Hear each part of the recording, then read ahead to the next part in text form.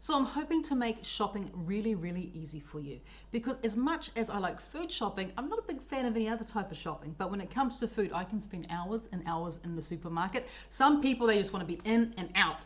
And if you're an in and out type of person, I have created for you in your meal plan shopping lists. And the shopping lists are nice and robust, and they're quite good, because what I've done is I've laid them out into different areas. So I've got one sort of column for proteins, and that's our chicken or our beef or our salmon or whatever it might be. I've got another column for vegetables, fresh vegetables, of course, fresh herbs. You guys know how much I love to use fresh herbs.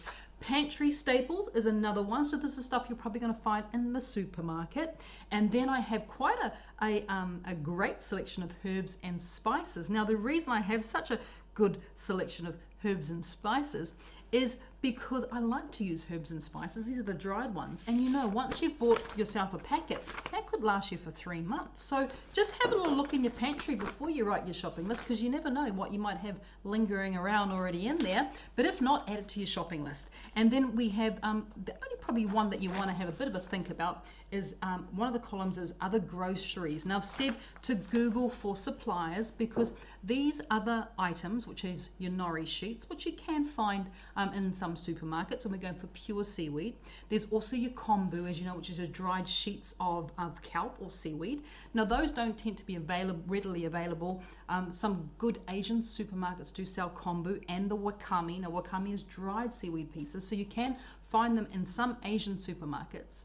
But if you are especially living rural, you might find that your best course of action is to go online and to find a supplier by going and asking Google, where's the best place to have wakame and kombu delivered to your door. There are suppliers all throughout the world that will deliver these amazing ingredients to your door. So that's definitely one to look out for. But that is your shopping list. So that's week 1 and week 3. But when it comes to your week 2 and week 4, have a little look through, but make sure before you go and double up, check your pantry. Have a little go through your pantry to see if those ingredients are already sitting in there waiting for you. So your shopping list may be even smaller than this one, because you already have it available for you. So just keep an eye on it. We call it stock rotation. In the chef kitchen world, stock rotation.